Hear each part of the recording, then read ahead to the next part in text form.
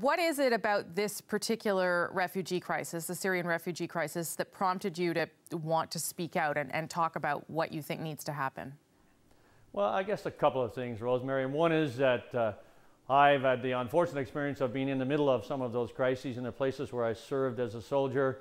And I know you see the agony and the terror on TV screens and in the faces of the people, but you really don't appreciate just how tragic an experience it is until you're into the middle of it, until you witness it personally. And so I get frustrated by the fact that we in Canada sometimes don't see the leadership necessary to step up and be the great nation that we are, to act like the G7, to act like the kind of nation that brought the responsibility to protect a resolution to the United Nations.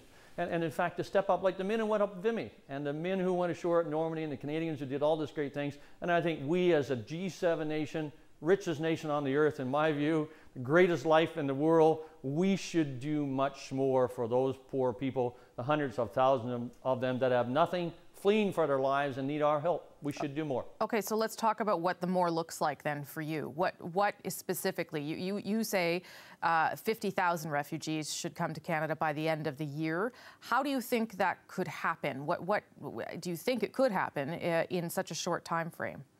Rosemary, first of all, I think absolutely it could happen. You know, we're used to, as a nation, running big operations around the world, and whether that's the Canadian forces putting 2,500, 3,000 soldiers on the ground in a war zone, 12,000 kilometers from home, and doing that in a very short period of time. The 50,000 was a number in my mind that actually says we're going to make a difference here. You know, 10,000 is good, 15,000 is good, 25,000 is better. But when you're talking hundreds of thousands of people fleeing for their lives, perhaps millions, 50,000 really is the minimum number you need to get to. And I actually think we should step up. We should do something significant, and 50,000 is, and we should do it quickly. And that's why I said let's do it by Christmas. Okay. I actually think we could. Yeah. Let's convene a national meeting of the provinces, the federal government. Let's bring in the minister responsible, whoever we want to make that. Take that minister out of the election. We've done that in the past.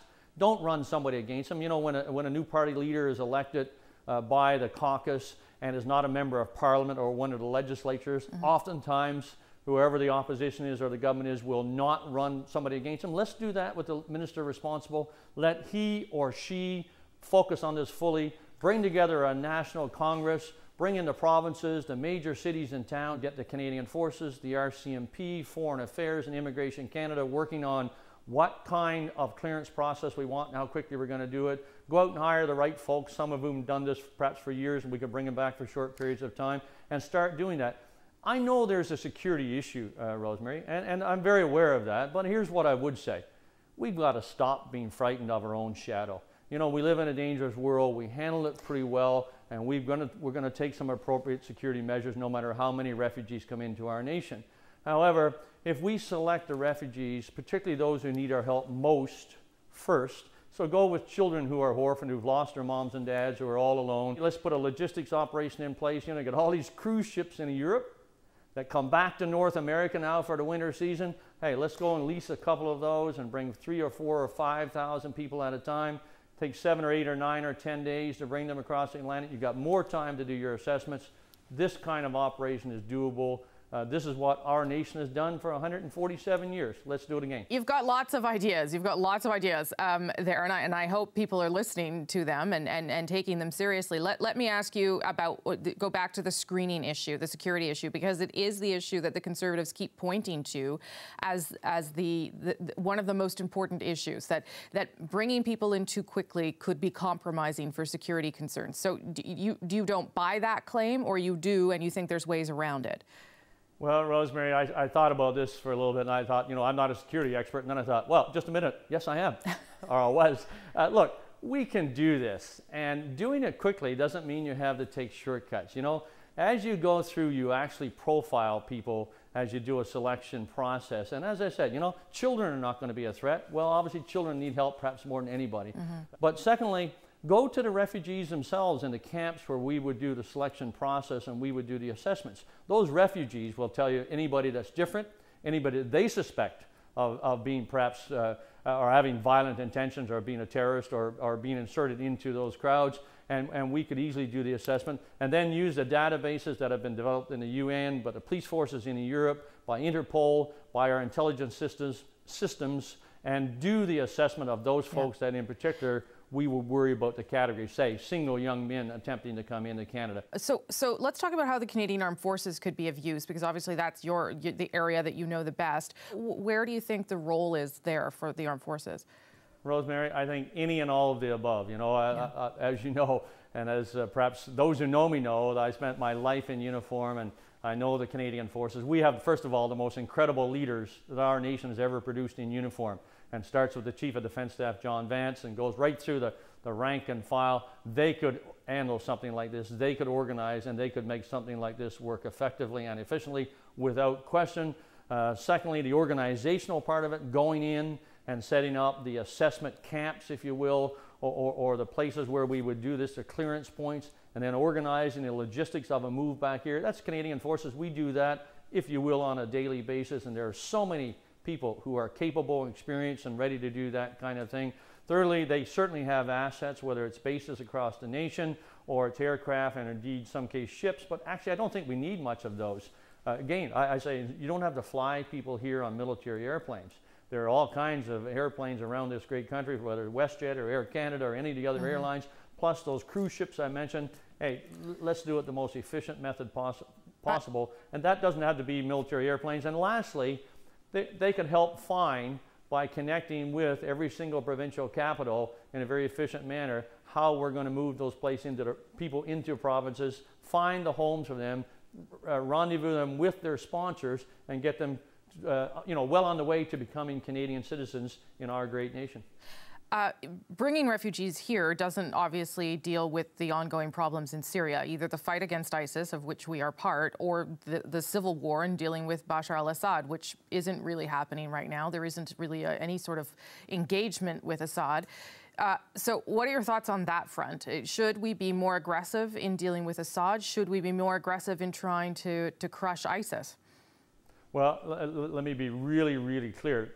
You've got to do first things first. Number one, you've got to constrain ISIS, and that means you've got to decapitate the leadership, and that means you've got to continue with airstrikes. You've got to make them very focused. You have to use special forces or potentially some small groups of troops on the ground to help that decapitation take place, because you cannot do anything as long as ISIS is the powerful entity that it remains right now.